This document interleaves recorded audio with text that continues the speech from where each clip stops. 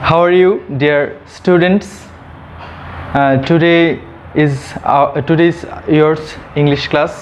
আমি আজকে বাংলায়ও তোমাদের সাথে কথা বলবো, কারণ আমাদের যে এলাকাটা সেটা হচ্ছে স্টুডেন্টরা ইংলিশে এত বেশি এক্সপার্ট নয়, তাই আমি ইংরেজির পাশাপাশি তোমাদের সাথে বাংলায়ও বলবো। তো সবাইকে সুনামগঞ্জ সদর অনলাইন ক্লাসের পক্ষ থেকে শুভেচ্ছা ও অভিনন্দন। শিক্ষার্থীরা, তোমাদের আমি আজকে একটি ছোট্ট একটি টপিক নিয়ে আলোচনা করব, যেটা খুবই গুরুত্বপূর্ণ। তোমাদের জেএসসি স্টুডেন্ট যারা আছো তাদের বিশেষ করে ইংরেজির একটি টপিক হচ্ছে আনসিন প্যাসেজ। আনসিন প্যাসেজে একটি প্যাসেজ দেওয়া থাকে, আর এই প্যাসেজে দুইটি অংশ থাকে। একটা হচ্ছে গিয়ে টেবল কমপ্লিট করা, আর দ্বিতীয়ত হচ্ছে একটি ট্রু অর ফলস। তো আমি আজকে যে বিষয়টি নিয়ে আলোচনা করব তোমাদের সামনে, সেটি হচ্ছে গিয়ে টেবিল তোমরা কিভাবে এটা ফুলফিল করবে। তো প্রথমে তোমরা যখন একটি প্রশ্ন তোমাদের কাছে চলে আসে, তখন তোমরা কিন্তু সাধারণত প্রশ্নটা একদম ঠান্ডা মেজাজে ঠান্ডা মাথায় তোমরা পড়ো, রিডিং পড়ো। তো পড়ার পর তোমরা সেটা বুঝো এবং আন্ডারস্ট্যান্ডিংয়ের মাধ্যমে তোমরা ধীরে ধীরে একটার পর আরেকটা প্রশ্নের উত্তর চালিয়ে যাও। তো আমি এখানে তোমরা দেখতে পাচ্ছ যে আমাদের প্রশ্নের ধারাবাহিক অনুসারে আমরা যেটা দেখি যে তোমরা যে পরীক্ষা পদ্ধতি, সেই পরীক্ষা পদ্ধতিতে যেটা তোমাদের পেয়ে থাকো, এর মধ্যে প্রথমে একটা সিন প্যাসেজ থাকে, আর দ্বিতীয়ত আরেকটি অংশ থাকে, সেটা হচ্ছে গিয়ে আনসিন প্যাসেজ। আমি সেই আনসিন প্যাসেজটা নিয়েই তোমাদের সাথে আমি আলোচনা করব। তো প্রথমে এখানে প্রশ্নটা এরকম থাকে যে read the following text carefully and answer question 4 and 5। তোমাদের 4 নাম্বার এবং 5 নাম্বার যে প্রশ্নটা থাকে, সেই প্রশ্নটা সাধারণত আনসিন প্যাসেজ থেকেই উত্তর দিতে হয়। তোমাদের নিজেদের বুঝার এই ফলশ্রুতিতে সেই 4 এবং 5 দুটো প্রশ্নের উত্তর তোমরা দিয়ে থাকো। তো আমি প্রথমে এখানে একটি আনসিন প্যাসেজ সিলেক্ট করেছি। সেই প্যাসেজটা আমি এখন তোমাদেরকে ইংরেজি এবং ইংরেজির পাশাপাশি তোমাদেরকে আমি বাংলায়ও বলবো। Jibanananda Das was born in a small town of Borishal in 1899। তার অর্থ হচ্ছে গিয়ে জীবনানন্দ দাস 1899 সালে বরিশালের একটি ছোট্ট শহরে জন্মগ্রহণ করেন। He took his master's degree in English at the age of 22। তার বয়স যখন 22 বছর, তখন তিনি স্নাতকোত্তর ডিগ্রি অর্জন করেন। The next year he started his teaching career as a professor of English at the Calcutta City College। তার মানে এখানে বোঝাচ্ছে যে যখন তার বয়স 22 বছর ছিল, তখন তো তিনি স্নাতকোত্তর ডিগ্রিটা অর্জন করে ফেলেছেন। তার পরের বছরই তিনি তার শিক্ষকতা পেশায় তিনি তার যোগদান করেন এবং তিনি অধ্যাপক হিসেবে, ইংরেজির অধ্যাপক হিসেবে কলকাতা সিটি কলেজে তিনি অধ্যাপনা শুরু করেন। He lost the job in 1928 on the charge of publishing a poem in the পরিচয়া পত্রিকা। তিনি পরিচয়া পত্রিকাতে একটি কবিতা প্রকাশিত করার কারণে তিনি তার চাকরিটা হারিয়ে ফেলেন। But 2 years later he joined the Ramjosh College, Borishal in 1935। কিন্তু তিনি 1935 সালে, 2 বছর পর 1935 সালে তিনি বরিশালের রামজোশ কলেজে যোগদান করেন। After the partition in 1947, he left Bangladesh for India after partition. এখানে বোঝাচ্ছে আফটার পার্টিশন 1947 সালে যখন দেশ বিভাগ হয় তখন তিনি কি করেছেন, তিনি বাংলাদেশ ত্যাগ করে ভারতে চলে যান। In West Bengal he started editing the Swaraj পত্রিকা। তিনি পশ্চিমবঙ্গের স্বরাজ পত্রিকায় তিনি সম্পাদনা শুরু করেন। In 1951, he joined the Kharagpur college. 1951 সালে তিনি খড়গপুর কলেজে যোগদান করেন। He was awarded রবীন্দ্র পুরস্কার in 1953। 1953 সালে তিনি রবীন্দ্র পুরস্কারে ভূষিত হন। He met with a tram accident on the 14th October 1954। 1954 সালের 14 অক্টোবর তিনি একটি ট্রাম দুর্ঘটনার পড়েন। হি ওয়াজ হসপিটালাইজড। তাকে হাসপাতালে ভর্তি করা হয়। After a few days he passed away on October 22, 1954। 1954 সালের 22 অক্টোবর তাকে, আমি তোমাদেরকে ক্লিয়ারলি বলতেছি যে তাকে হাসপাতালে ভর্তি করার কিছুদিন পর তিনি 1954 সালের 22 অক্টোবর পরলোক গমন করেন। বিশেষ করে শিক্ষার্থীদের একটি মনের মধ্যে যেমন একটি কিউরিসিটি কাজ করে যে যখন সে প্রশ্নটা তার হাতে চলে আসে তখন অনেকেই প্রশ্নের ধারাবাহিকতা বজায় না রেখে প্রশ্নটা না পড়েই সে উত্তর লেখা শুরু করে। আসলে কিন্তু সেটা একটা very bad side for students.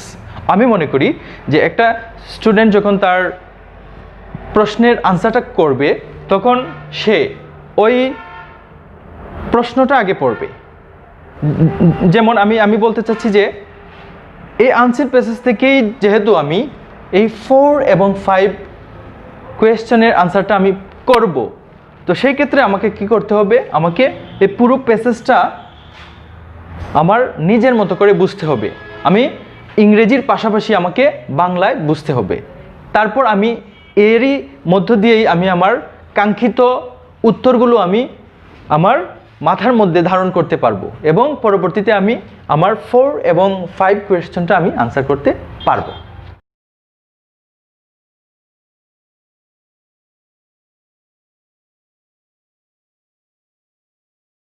Dear student, তোমাদেরকে আমি যে বিষয়ে উপস্থাপনা করেছিলাম সেই প্রশ্নটা হচ্ছে আনসিন প্যাসেজের নাম্বার 4 কোয়েশ্চন। সেই কোয়েশ্চনটা এরকম থাকে, complete the following table with the information given in the passage. তার মানে হচ্ছে তোমরা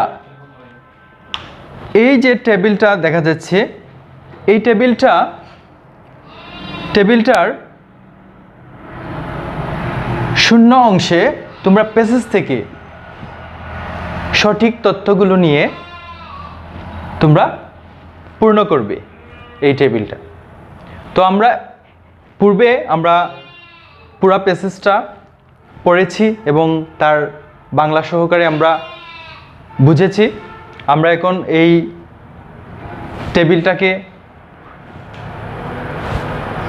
টেবিলটাকে আমরা ভালো করে দেখে বুঝে টেবিলের মধ্যে যে ইনফরমেশনগুলো চাচ্ছে আমরা সেগুলো পূর্ণ করব। তো আমরা প্রথমে এই টেবিলটা একটু বুঝে নিই। এখানে তোমরা দেখতে পাচ্ছ যে প্রথমে লেখা আছে হু অর্থ কে। এখানে একজন পার্সন বা একজন ব্যক্তিকে বোঝাচ্ছে।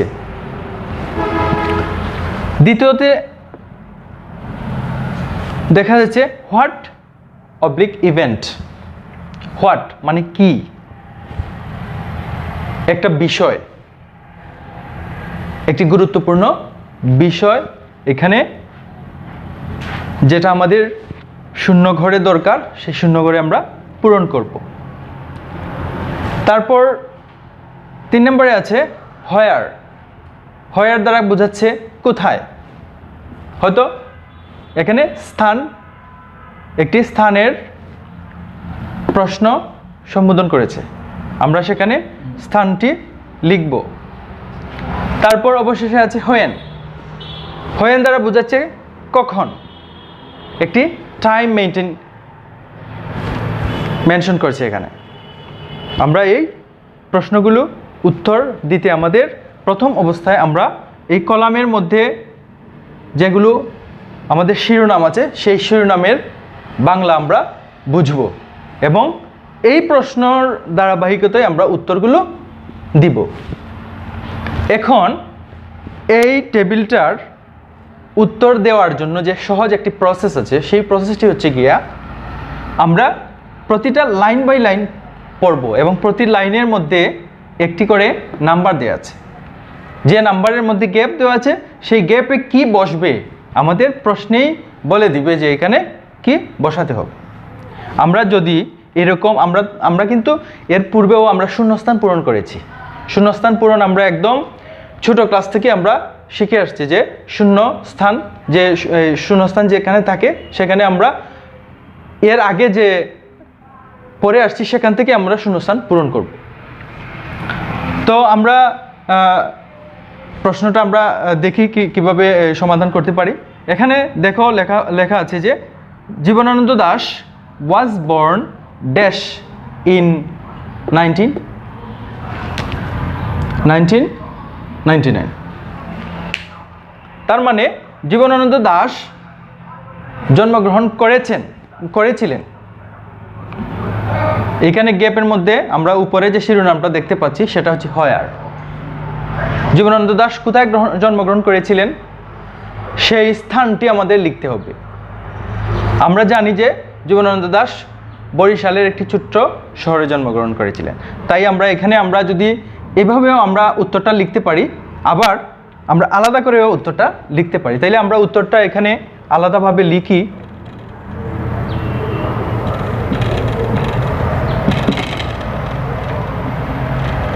জীবনানন্দ দাশ কোথায় জন্মগ্রহণ করেছিলেন?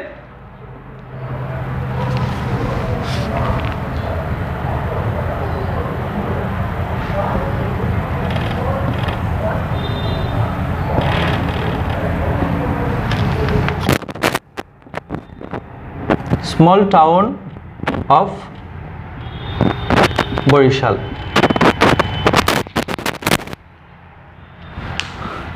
দ্বিতীয় লাইনে আছে he received MA in English. এখানে হচ্ছে গ্যাপের মধ্যে হোয়েন। আমরা প্যাসেজের মধ্যে আমরা প্যাসেজটা যখন পড়েছি, আনসিন প্যাসেজটা, তখন এই প্যাসেজের মধ্যে কোথাও কিন্তু তিনি কত সালে স্নাতকোত্তর ডিগ্রিটা অর্জন করেছেন সেটা স্পেসিফিকলি আমাদের লেখা নাই। কিন্তু তোমাকে অবশ্যই একটা টেকনিক মাথায় আনতে হবে যে আসলে তিনি জন্মগ্রহণ করেছিলেন 1899 সালে। 1899 সালে তিনি জন্মগ্রহণ করেছিলেন, কিন্তু তিনি 22 বছর বয়সে স্নাতকোত্তর ডিগ্রি অর্জন করেছিলেন। তিনি জন্মগ্রহণ করেছিলেন কত সালে? 1899 সালে, কিন্তু তিনি মাস্টার্স ডিগ্রি বা স্নাতকোত্তর ডিগ্রি অর্জন করেছিলেন 22 বছর বয়সে। তাইলে আমি 1899 এর সাথে যদি 22 বছরটা যোগ করে দেই, তাহলে আমার এখানের কাঙ্ক্ষিত উত্তরটা আমি পেয়ে যাব। তাইলে আমরা একটু আলাদাভাবে দেখতে পারি যে 1899 এর সাথে আমরা 22 বছর যোগ দিব। 9 আর 2 11, হাতে রইল 1,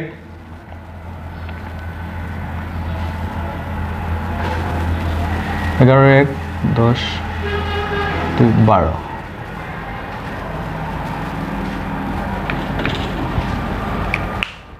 তার মানে 1921 সাল। তিনি 1921 সালে স্নাতকোত্তর ডিগ্রি অর্জন করেন। আমাদের দ্বিতীয় উত্তরটা আমরা পেয়ে গেছি। আমরা এখানেও লিখতে পারি বোঝার স্বার্থে।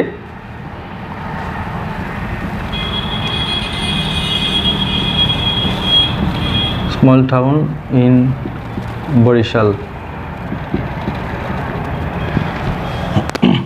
তাহলে আমাদের 2 নম্বর উত্তরটা হচ্ছে গিয়া 1921। হোয়েন মানে হচ্ছে টাইমটা, তিনি কত সালে এমএ ডিগ্রি অর্জন করেন। আমরা উত্তরটা লিখে ফেললাম। 3 নম্বরে he dash Kolkata city college in 1922। তার শিরোনাম কি ছিল? What event. He dash Kolkata city college in 1922। তিনি 1922 সালে কলকাতা সিটি কলেজে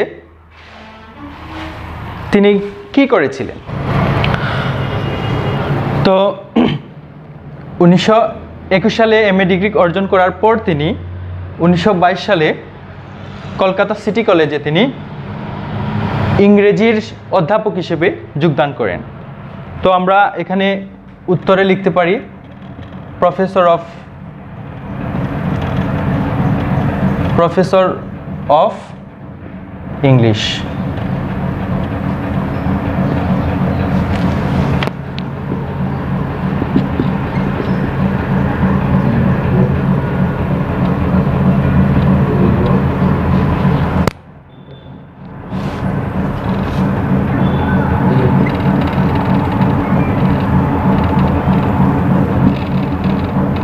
জয়েন্ট প্রফেসর অফ ইংলিশ। তারপরে প্রশ্নটা হচ্ছে হি মাইগ্রেটেড ড্যাশ ইন 1947। এখানে আমরা যখনই গ্যাপ যেটা পূরণ করতে যাব তখনই আমরা উপরের দিকে চলে যাব যে আমাদের উত্তরটা কী চেয়েছে, আমাদের টপিক্সটা কী চেয়েছে। তো এখানে দেখা যাচ্ছে যে টপিক্সটা হচ্ছে গিয়ে হোয়ার মানে কোথায়। হি মাইগ্রেটেড ড্যাশ 1947। তিনি 1947 সালে কোথায় চলে গেলেন, কোথায় ত্যাগ করে চলে গেলেন। তার মানে আমরা প্যাসেজে পড়ে আসছি যে তিনি 1947 সালে বাংলাদেশ ত্যাগ করে ভারতে চলে গেলেন। তাইলে আমরা এখানে লিখতে পারি ইন্ডিয়া ইন 1947।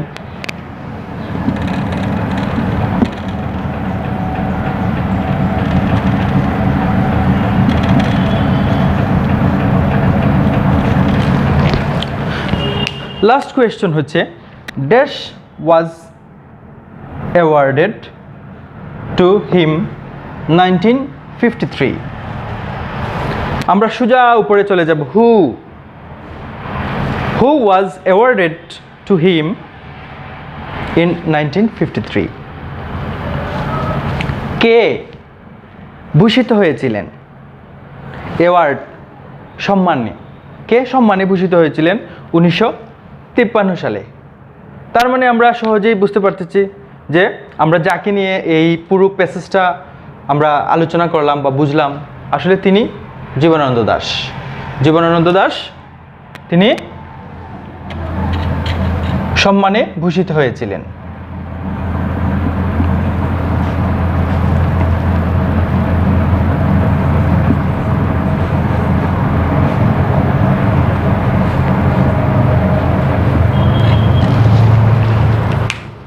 আমরা